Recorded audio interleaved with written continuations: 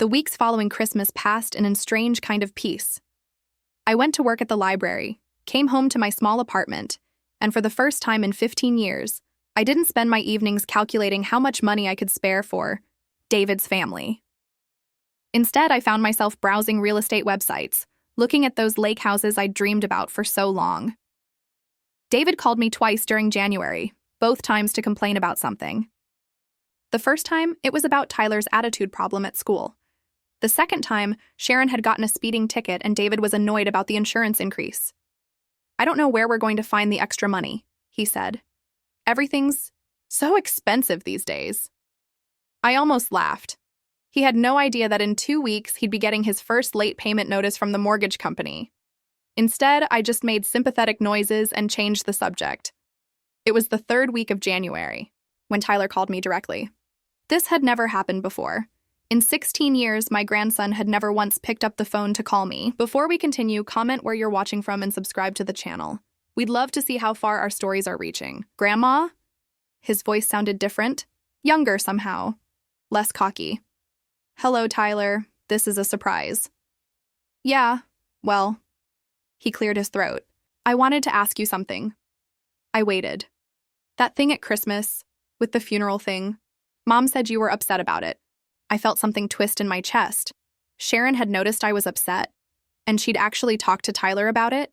"Your mother said that?" "She said maybe I should apologize or whatever because you're old and probably sensitive about death stuff." The twist in my chest turned into something harder. Even Tyler's apology came with an insult. "I see. So, yeah. Sorry if you can't take a joke, I guess." I closed my eyes and took a deep breath.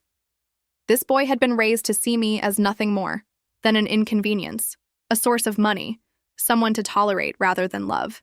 It wasn't entirely his fault, but it wasn't entirely not his fault either. "Tyler, can I ask you something?" "I guess." "When you look at me, what do you see?" "Silence." "I mean, seriously. When you think about your grandmother, what comes to mind?" "More silence." Then finally, "I don't know. You're just grandma. You come to dinner sometimes. You give us money when we need it. You give us money when we need it." There it was, the truth about what I meant to this family. "Do you know how much money I give you?" "I don't know, like Christmas presents and stuff?" I almost told him then. Almost explained about the mortgage, the insurance, the utilities. Almost laid out the reality of what his comfortable life actually cost and who was paying for it. But what would be the point? He was 16. He'd been taught that my money was just something that appeared when needed, like electricity or running water. "Never mind, Tyler. Thank you for calling. So we're good? We're fine." But we weren't fine. Nothing about this was fine. February brought the first real test of my resolve. David called on a Tuesday evening, and for the first time in months, he sounded genuinely worried. "Mom, I got this weird letter from the mortgage company. They're saying we missed a payment, but that's impossible. The payment's automatic." My heart started beating faster. "What kind of letter?" "It says we're 30 days past due on January's payment. But that can't be right. I've never missed a payment in 15 years. 15 years. He actually believed he'd been making those payments himself for 15 years? Maybe it's a mistake," I said carefully. "That's what I thought, but I called them, and they said the automatic payment was canceled on December 28th. But I never canceled anything. December 28th. 2 days after Christmas. 2 days after Tyler threw that pamphlet in my lap. "That's strange," I managed. "The thing is, Mom, I can't really afford to make the payment right now. Sharon's car needs work, and Tyler needs money for that school trip. Could you maybe help us out? Just this once? Just this once." After 15 years of payments, he was asking for help. Just this once. "How much do you need, David?" $3,200 for the mortgage, plus they want a late fee. Maybe $3,500 total? I closed my eyes. For 15 years, I'd been paying that exact amount every single month, and he had no idea. "David, I need to ask you something, and I want you to be honest with me." "Okay. How long have you thought you were paying your own mortgage?" Silence. "What do you mean?" "I mean, when was the last time you actually wrote a check or made a payment to the mortgage company yourself?" More silence. Then, quietly, "I don't understand the question." "Answer it anyway." The payments are automatic. They come out of." He stopped. "Wait, they come out of some account. I thought it was mine, but..." The truth was dawning on him slowly. "Mom, What's going on? I took a deep breath. The automatic. Payments have been coming from my account, David, for 15 years. What? Every month, $3,200 for 15 years. That's not possible. It's not only possible, it's what happened. I've been paying your mortgage since Tyler was a baby. The silence stretched so long I thought he might have hung up. You never told me, he finally said. You never asked. But why would you? Why wouldn't you tell me? Because you were my son, and you needed help, and I thought. I stopped. What? Had I thought? That he'd be grateful? That he'd appreciate the sacrifice? That he'd love me more because of it? I thought it was temporary, I said finally. 15 years is temporary? Apparently not. So the payment that's due now is your responsibility. I've stopped the automatic transfer. You can't do that. We'll lose the house. I felt something cold settle in my chest. Not sadness, not regret, relief. Then you'd better figure out how to make the payment. Mom, please. I can't come up with $3,500 by next week. You've had 15 years to figure out how to pay your own mortgage, David. 15 years while I worked extra hours and lived in this tiny apartment so you could live in your beautiful house and tell everyone how hard you worked to provide for your family. I didn't know. You didn't want to know. There's a difference. What about Tyler? What about Sharon? You'd really let us lose our home? I thought about Tyler's smirk as he tossed that funeral pamphlet at me, about Sharon's laughter, about David's complete indifference to my feelings. You let me know 15 years ago that I wasn't really part of your family. I was just the bank. Well, the bank is closed. Mom, I have to go, David. I hung up before he could say anything else. My hands were shaking and I felt sick to my stomach, but underneath it all was something I hadn't felt in years: freedom. After hanging up on David, I sat in my kitchen for a long time, staring at the phone. My hands had stopped shaking, but my heart was still racing. For 15 years, I'd been afraid of this exact conversation. Afraid of David's reaction when he learned the truth. Afraid of being called selfish or cruel or ungrateful. But now that it was over, all I felt was tired. The phone rang again an hour later. Sharon this time. Margaret, David told me what you said about the mortgage payments. Her voice was different than usual, not the casual, dismissive tone she normally used. With me, she sounded careful, like she was talking to someone she couldn't afford to offend. What about it? I asked. Well, it's just, we had no idea. David thought the payments were coming from his business account. For 15 years, he thought that? He's not good with money details. I handle most of the bills. But the mortgage was set up before we got married, so I just assumed. She trailed off, probably realizing how ridiculous it sounded. Sharon, in 15 years, didn't you ever wonder why you never got mortgage statements in the mail? Never had to budget for a $3,200 payment? Silence. We're grateful, she said finally. So grateful for everything you've done. We just didn't realize how much. You didn't want to realize. That's not fair, isn't it? Last summer, when you were showing off your new patio furniture to the neighbors, talking about how blessed you were and how hard David worked, did you think about who was actually paying for your house? Margaret, please, we can work something out. Maybe we could pay you back over time, or… With what money, Sharon? You haven't worked in 10 years. David's business barely breaks even. Tyler's never had a job. Tyler's only 16. I was working by the time I was 14. My parents couldn't afford to support me. Times were different then. I almost laughed. Yes, they were. People took responsibility for their own lives. The line went quiet for a moment. So what happens? Now? Sharon asked, and for the first time, she sounded scared. Now you figure out how to pay your own bills. We can't afford the mortgage payment. You know we can't. Then maybe you should have thought about that before you decided I was ready for a funeral home. I hung up before she could respond. The next few days passed in a strange haze. I went to work, shelved books, helped patrons find romance novels and mystery stories. Normal life continuing while everything else fell apart. Or maybe everything else was finally falling into place. On Friday, I had lunch with my friend Betty from the library. We'd worked together for 12 years, but I'd never told her about David's situation. Betty lived in a nice senior community. Across town, played bridge twice a week, and took watercolor classes on Thursdays. The kind of retirement I'd always imagined for myself. You look different, she said as we shared a sandwich at the deli near work. Different how? I don't know. I don't know. Lighter, maybe? Less worried. I realized she was right. For the first time in years, I wasn't calculating expenses in my head, wasn't worrying about making ends meet, wasn't wondering if I could afford groceries and David's mortgage payment in the same month. I made a big decision this week, I told her. What kind of decision? So I told her everything. About the 15 years of payments, about Christmas dinner, about the funeral pamphlet, about finally saying no. Betty listened without interrupting, her eyes getting wider as the story went on.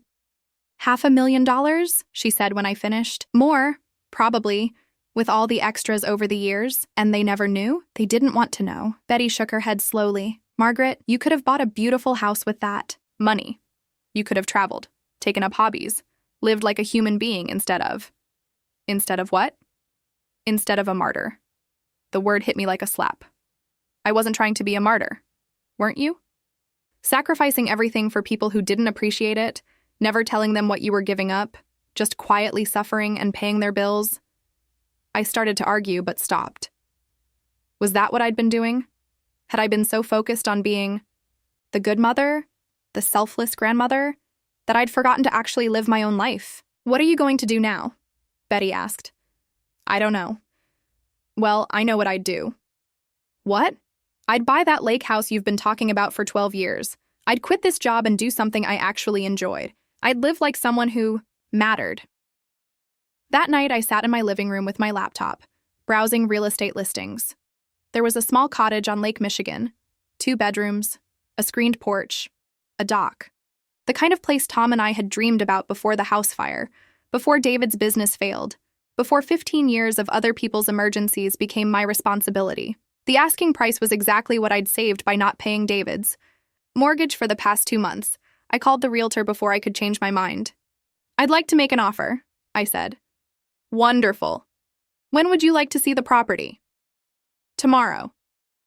For the first time in 15 years, I was making plans that had nothing to do with David, Sharon, or Tyler. Plans that were just for me. It felt revolutionary.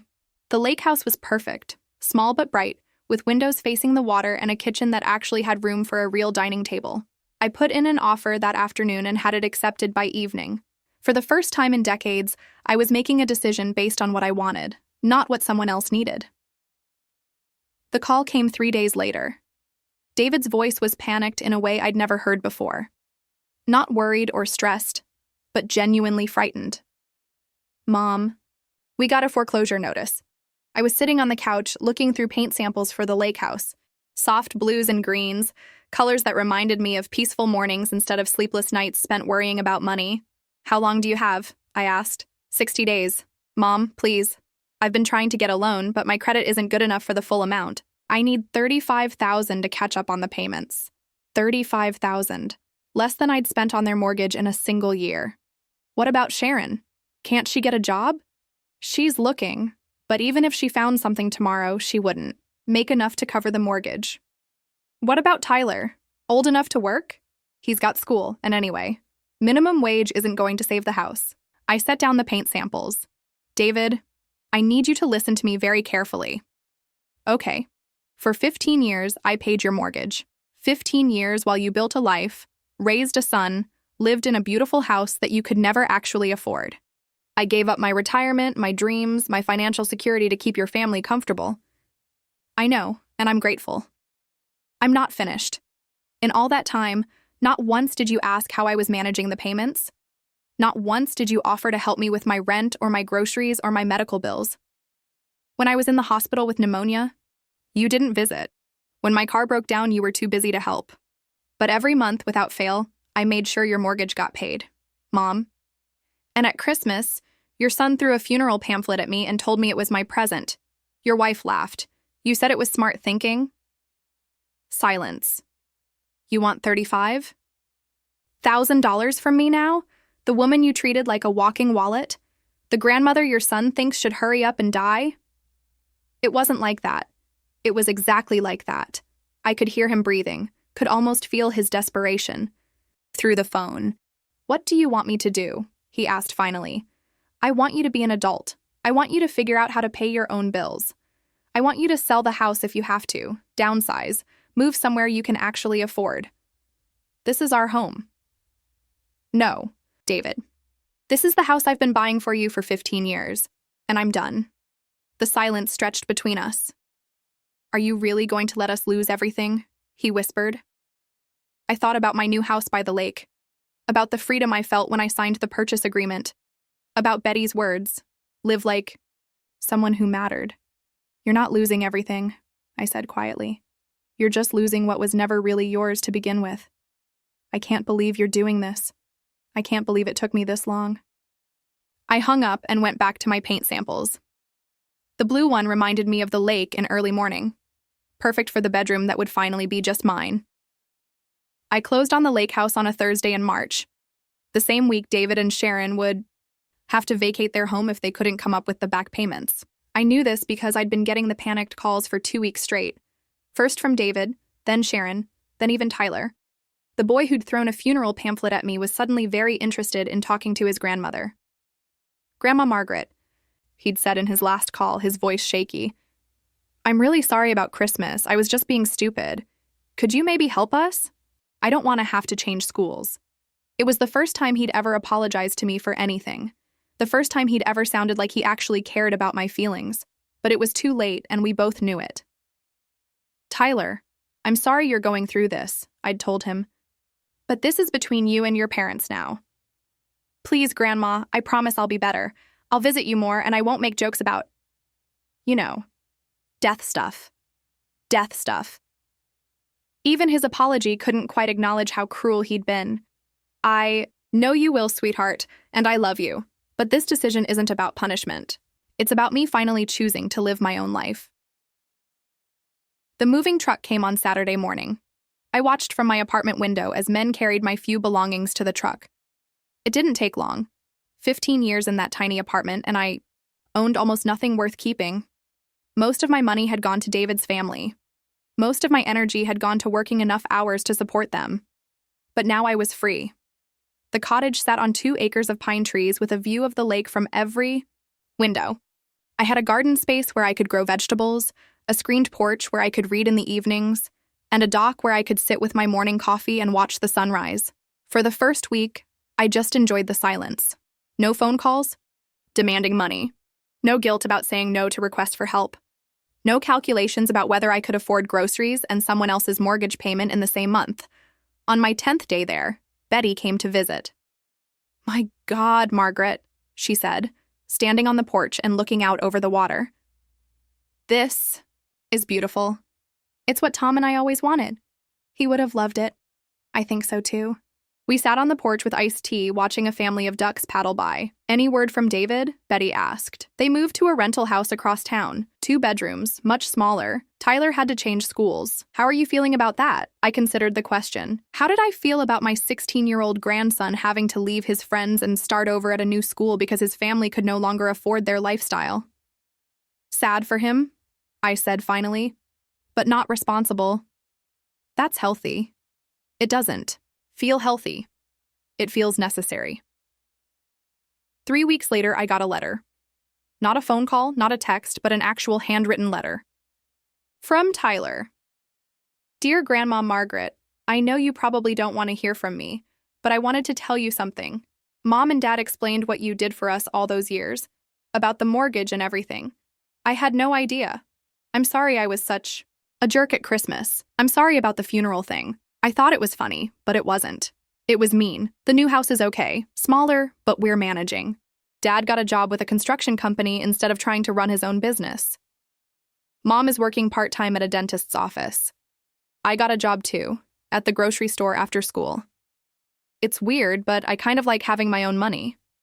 I miss the old house sometimes, but I think maybe we needed this. We were spoiled, weren't we? Living in that big house, never thinking about who was really paying for it. I hope you're happy in your new place." Mom showed me the pictures on the Realtor website. "It looks really nice. I love you, Grandma. I hope someday you'll want to see me again." Tyler, I read the letter 3 times, sitting on my dock with my morning coffee. For the first time since Christmas, I cried. Not from sadness or regret, but from something that felt like relief mixed with hope. That afternoon, I called Tyler's cell phone. "Grandma?" He sounded surprised. "I got your letter." "Oh, okay. Oh, okay. Would you like to come visit me sometime? Maybe next weekend?" "Really? Really? But Tyler, I need you to understand something. I'm not going to help your family financially anymore. Not with rent, not with emergencies, not with anything. That part of my life is over." "I understand. And if you visit me, it's because you want to spend time with your grandmother, not because you think you can change my mind." "I do want to spend time with you. I should have wanted that before." "Yes, you should have. But you were a kid, and kids learn what they're taught. Your parents taught you that I was just someone who gave money when needed. That's not all you were? No, but it's all you were allowed to see." The next weekend, Tyler took the bus to my town and spent Saturday with me. We went grocery shopping together, cooked lunch on my little stove, and sat on the dock talking about school and his new job and his plans for the future. He was different. Not just apologetic, but genuinely different. More thoughtful, more aware of what things cost and who paid for them. "Do you hate Dad?" he asked as we watched the sunset. "No, sweetheart, I don't hate anyone, but I can't go back to the way things were." "I wouldn't want you to. We were using you, weren't we?" "Yes, you were. I'm sorry. I know you are." As I drove him to the bus station that evening, Tyler turned to me and said, "Thank you for teaching me this lesson, Grandma, even though it was hard." I was 68 years old, and for the first time in my life, I was living exactly where I wanted to live, exactly how I wanted to live. I had enough money, enough peace, and finally, a grandson who saw me as a person worth knowing instead of just a source of funds. The funeral pamphlet was still tucked away in a drawer somewhere, but I wasn't planning ahead for death anymore. I was finally planning for life. At Christmas, my grandson threw a funeral plan pamphlet in my lap and said, "We got your present early." I smiled, walked outside, and made a phone call. By New Year's, they received the letter canceling their mortgage. The moment still plays in my mind like a broken record.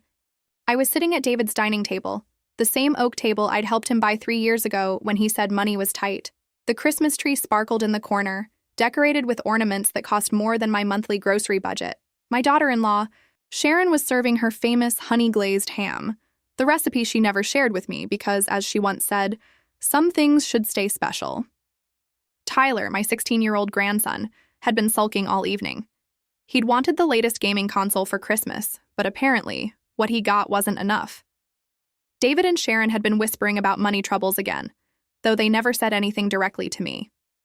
They never did. "Grandma Margaret," Tyler said, his voice dripping with that teenage sarcasm I'd grown to dread, "I got something for you." I looked up from my untouched plate. Everyone was watching now. Sharon had paused mid-bite. David was leaning, back in his chair with that expression he got when he thought something amusing was about to happen. Tyler reached into his backpack and pulled out a glossy brochure. The kind you see at doctor's offices or community centers. He tossed it onto my lap with a smirk that reminded me painfully of his father at that age. "Eternal Rest Funeral Planning," I read aloud, my voice barely above a whisper. The cover showed a peaceful cemetery at sunset with the tagline, "Planning ahead for peace of mind." "We thought we'd get your Christmas present early this year," Tyler announced, clearly proud of his joke. "You know, being practical and all." The silence that followed lasted maybe 3 seconds. Then Sharon started giggling. A high-pitched sound that cut through me like glass. David joined in, shaking his head like Tyler had just delivered the punchline of the century. "Tyler, you're terrible," Sharon managed between laughs. "But honestly, Mom, he's not wrong. At T. Your age, it's smart to think ahead." At my age, I was 68, not 98. I still worked part-time at the library. I drove myself everywhere. I did my own grocery shopping, paid my own bills, and somehow managed to help them with theirs, without them even knowing. "That's one way to save money," David added, wiping his eyes. "Good thinking, son." I looked down at the pamphlet in my hands. The paper was smooth, expensive feeling. Someone had paid good money to print this. Someone had thought about layout, colors, font choices. Someone cared about making death look appealing. "It's very thorough," I said quietly, flipping through the pages. Casket options, burial plots, cremation packages, payment plans for those who wanted to spare their families the burden. The burden. That's what I was, wasn't it? That's what Tyler, saw when he looked at me. Not his grandmother who used to read him bedtime stories. Not the woman who taught him to ride a bike or helped him with his science projects. Just an old woman taking up space, using up resources, waiting to die. "You're not upset, are you?" Sharon asked, though her tone suggested she didn't really care about the answer. Tyler was just being funny. I closed the brochure and set it beside my plate. No, I'm not upset, and I wasn't. Not anymore. Something had shifted inside me during those few seconds of family laughter. Something cold and final. The last thread of whatever had been holding me to this table, this house, these people, had snapped clean through. "Actually," I said, standing up slowly, "I think I need some fresh air." "Oh, come on, Mom," David called after me. "Don't be so sensitive. It's Christmas." I walked to the back door, grabbed my coat from the hook, and stepped onto the deck. The December air was sharp and clean, nothing like the suffocating atmosphere inside. I could hear them still talking, still laughing. Sharon was explaining to someone on the phone about Tyler's hilarious Christmas joke. I pulled out my cell phone and scrolled through my contacts until I found the number I needed. My finger hovered over the call button for just a moment. 15 years. 15 years of sacrifice, of working extra shifts, of living in a tiny apartment so they could live in their dream house. 15 years of putting them first while they saw me as nothing more than an inconvenience. The phone rang twice before a familiar voice answered. "Margaret? Everything all right? It's Christmas Day." "Hello, Robert. Yes, I know what day it is. I need you to prepare some paperwork for me. First thing after the holidays." My lawyer's voice grew serious. "What kind of paperwork?" I looked back through the kitchen window. Tyler was showing off the pamphlet to someone on his phone. Probably posting it on social media. David was cutting himself another piece of pie. Sharon was already clearing my untouched plate. "I want to stop the automatic payments," I said. "All of them. The mortgage, the utilities, everything." "Margaret, are you sure? We've discussed this before. The consequences." "I'm very sure, Robert. They want a plan for my funeral?" "Well, I'm planning for my life." After I hung up, I stood there for a while longer, watching my breath form clouds in the cold air. Inside, Christmas continued without me. The laughter, the conversation, the warmth of family. But I wasn't family, was I? I was just the old woman with the checkbook, the one they tolerated because she was useful. Not anymore. When I finally went back inside, Tyler had moved on to showing off his new phone. No one asked if I was okay or where I'd been. Sharon handed me a piece of pie I didn't want, and David turned up the volume on the football game. I sat back down at the table and picked up the funeral planning brochure one more time. Maybe Tyler was right. Maybe it was time to think about endings, just not the ending he had in mind. By the time I left that night, I had made my decision. It had taken a 16-year-old boy and a cruel joke to show me what I should have seen. Years ago, I wasn't their grandmother or mother or family member. I was their ATM, and they were just waiting for me to break down completely. Well, they were about to get their wish, just not the way they expected. I drove home that Christmas, night with Tyler's cruel laughter still echoing in my head. My small apartment felt different somehow, like I was seeing it through new eyes. The cramped kitchen where I ate cereal for dinner most nights, the single bedroom with the secondhand furniture, the living room where I counted bills every month, making sure I had enough left over for their house payment. Their house payment. That's what kept me awake that night, staring at the ceiling while my neighbor's Christmas lights blinked through my thin curtains. It started 15 years ago when David's construction business went under. I remember the phone call like it was yesterday. He was crying, actually crying, something I hadn't heard since he was a little boy. "Mom, I don't know what to do," he'd said. "The bank's going to foreclose. Sharon's pregnant with Tyler, and we're going to lose everything." I was 53 then, just getting back on my feet after your father died. I had the insurance money from the house fire, enough to buy a small retirement home by the lake like we'd always planned. But David was my son, my only child. How could I let him lose his home when his first baby was coming? "How much do you need?" I'd asked. "The monthly payment is $3,200. If I could just get 6 months to rebuild the business." 6 months turned into 15 years. I never moved to the lake house. Instead, I rented this tiny apartment and took that job at the library. Not because I loved books, though I do, but because I needed the extra income. At 68, I was still working 20 hours a week, shelving returns and checking out romance novels to ladies my age who had time to read them. The arrangement was supposed to be temporary. David would get back on his feet, take over the payments, and I'd finally get my retirement. But there was always something. Sharon wanted to stay home with Tyler. Then she wanted to go back to school. David's new business ventures never quite worked out. There was always a reason why they needed just a little more help. I kept detailed records in a small notebook I hid in my bedroom drawer. Every payment, every date, every excuse. 15 years of $3,200 a month. Plus, the times I'd helped with utilities when money was tight. The Christmas when Tyler needed a new bike and they couldn't afford it. Sharon's medical bills when she had her gallbladder removed. I pulled out that notebook now, running my fingers over the worn cover. The math was staggering. Over $500,000. More money than I'd ever imagined having, and I'd given it all to them without question. The worst part wasn't the money. It was how they treated the help. Like it was nothing. Like I was obligated to provide it. I remembered last summer when Sharon was showing off their new patio furniture to the neighbors. Expensive wicker pieces that cost more than I spent on groceries in 3 months? "We're so blessed," she'd said to Mrs. Henderson from next door. "David worked so hard to provide for us." David worked hard. Not me, working those extra shifts at the library when my arthritis was acting up. Not me, eating sandwiches for dinner so I could afford their mortgage. David. And the neighbors believed it because that's the story David told everyone. The successful small business owner who'd recovered from his early setback. The devoted family man who'd built his beautiful life through hard work and determination. I was never part of that story. The next morning, I called Robert's office. He'd been my lawyer since the settlement after the house fire, and he knew about the mortgage arrangement. He'd tried to talk me out of it back then. "Margaret, this is a very generous gift," he'd said 15 years ago. "But you need to protect yourself legally. What happens if David stops appreciating this help? What happens if something goes wrong?" I'd brushed off his concerns. David was my son. Family took care of family. Nothing would go wrong. "I want to stop the automatic transfer," I told him now. "All of it?"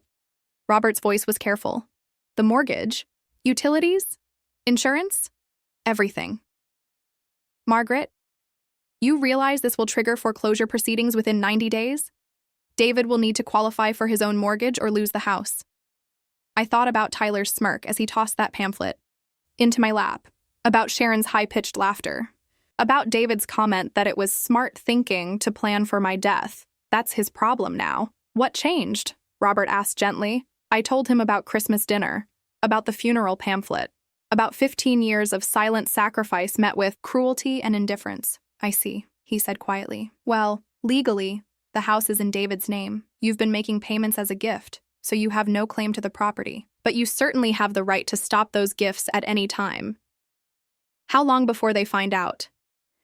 "The first missed payment will trigger a late notice after 30 days. After that, the bank will start foreclosure proceedings if the account isn't brought current within 60 days. 3 months. They had 3 months to figure out how to pay their own bills. I spent the rest of that week going through my finances with a calculator and a growing sense of amazement. Without the mortgage payment, I had more money than I'd seen in 15 years. Enough to buy that lake house I'd dreamed of. Enough to travel.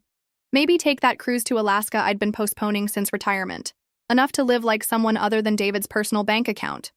The hardest part was keeping quiet. When David called to complain about Tyler's grades, I didn't mention the mortgage. When Sharon texted pictures of their New Year's Eve party, I didn't say anything about the automatic transfer I'd already canceled. I just waited. By mid-January, the first late notice would arrive. By February, they'd be getting serious letters from the bank. By March, if they couldn't figure out how to make the payment themselves, foreclosure proceedings would begin. For the first time in 15 years, their financial crisis wouldn't be my problem to solve. The freedom was intoxicating. I drove home that Christmas night with Tyler's cruel laughter still echoing in my head. My small apartment felt different somehow, like I was seeing it through new eyes. The cramped kitchen where I ate cereal for dinner most nights. The single bedroom with the secondhand furniture. The living room where I counted bills every month, making sure I had enough left over for their house payment. Their house payment. That's what kept me awake that night. staring at the ceiling while my neighbor's Christmas lights blinked through my thin curtains. It started 15 years ago when David's construction business went under. I remember the phone call like it was yesterday. He was crying, actually crying, something I hadn't heard since he was a little boy. "Mom, I don't know what to do," he'd said. "The bank's going to foreclose.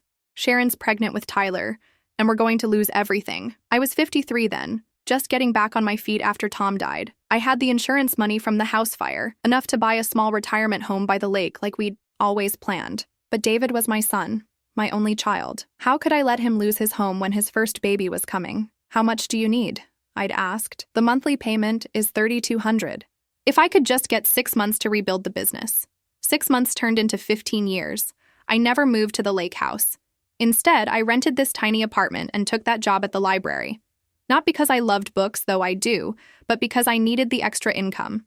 At 68, I was still working 20 hours a week, shelving returns and checking out romance novels to ladies my age who had time to read them. The arrangement was supposed to be temporary. David would get back on his feet, take over the payments, and I'd finally get my retirement. But there was always something. Sharon wanted to stay home with Tyler. Then she wanted to go back to school. David's new business ventures never quite worked out. There was always a reason why they needed just a little more help. I kept detailed records in a small notebook I hid in my bedroom drawer. Every payment, every date, every excuse. 15 years of $3,200 a month. Plus, the times I'd helped with utilities when money was tight. The Christmas when Tyler needed a new bike and they couldn't afford it. Sharon's medical bills when she had her gallbladder removed. I pulled out that notebook now, running my fingers over the worn cover. The math was staggering. Over $500,000. More money than I'd ever imagined having, and I'd given it all to them without question. The worst part wasn't the money. It was how they treated the help. Like it was nothing. Like I was obligated to provide it. I remembered last summer when Sharon was showing off their new patio furniture to the neighbors. Expensive wicker pieces that cost more than I spent on groceries in 3 months. "We're so blessed," she'd said to Mrs. Henderson from next door. "David worked so hard to provide for us. David worked hard, not me, working those extra shifts at the library when my arthritis was acting up. Not me, eating sandwiches for dinner so I could afford their mortgage. David." And the neighbors believed it because that's the story David told everyone. The successful small business owner who'd recovered from his early setback. The devoted family man who'd built his beautiful life through hard work and determination. I was never part of that story. There were so many moments over the years when I almost said something, like the time David complained about his property taxes going up, not knowing I was the one paying them. Or when Sharon posted on Facebook about being grateful for their beautiful home, never mentioning who made it possible for them to keep it. The breaking point should have come last spring when I got sick with pneumonia. I was in the hospital for 4 days and not one of them visited. David called once to ask if I was okay, but when I said I might need help with groceries for a few weeks, he said they were really busy with Tyler's baseball season. I was discharged on a Tuesday afternoon, weak and still coughing. I took a taxi home from the hospital because I didn't want to bother anyone. The first thing I did when I got to my apartment was check my bank balance. Even sick, even hospitalized, I'd made sure their mortgage payment went through on time. That should have been my wake-up call. But it took a 16-year-old boy with a funeral pamphlet to finally open my eyes. The next morning, I called Robert's office. He'd been my lawyer since the settlement after the house fire, and he knew about the mortgage arrangement. He'd tried to talk me out of it back then. "Margaret, this is a very generous gift," he'd said 15 years ago. "But you need to protect yourself legally. What happens if David stops appreciating this help? What happens if something goes wrong?" I'd brushed off his concerns. David was my son. Family took care of family. Nothing would go wrong. "I want to stop the automatic transfer," I told him now. "All of it?" Robert's voice was careful. "The mortgage? Utilities? Insurance? Everything." "Margaret, you realize this will trigger foreclosure proceedings within 90 days? David will need to qualify for his own mortgage or lose the house." I thought about Tyler's smirk as he tossed that pamphlet into my lap, about Sharon's high-pitched laughter, about David's comment that it was smart thinking to plan for my death. That's his problem now. "What changed?" Robert asked gently. I told him about Christmas dinner, about the funeral pamphlet, About 15 years of silent sacrifice met with cruelty and indifference. I see, he said quietly. Well, legally, the house is in David's name. You've been making payments as a gift, so you have no claim to the property. But you certainly have the right to stop those gifts at any time. How long before they find out? The first missed payment will trigger a late notice after 30 days. After that, the bank will start foreclosure proceedings if the account isn't brought current within 60 days. 3 months. They had 3 months to figure out how to pay their own bills. I spent the rest of that week going through my finances with a calculator and a growing sense of amazement. Without the mortgage payment, I had more money than I'd seen in 15 years. Enough to buy that lake house I'd dreamed of. Enough to travel, maybe take that cruise to Alaska I'd been postponing since retirement. Enough to live like someone other than David's personal bank account. The hardest part was keeping quiet. When David called to complain about Tyler's grades, I didn't mention the mortgage. When Sharon texted pictures of their New Year's Eve party, I didn't say anything about the automatic transfer I'd already canceled. I just waited. By mid-January, the first late notice would arrive. By February, they'd be getting serious letters from the bank. By March, if they couldn't figure out how to make the payment themselves, foreclosure proceedings would begin. For the first time in 15 years, their financial crisis wouldn't be my problem to solve. The freedom was intoxicating.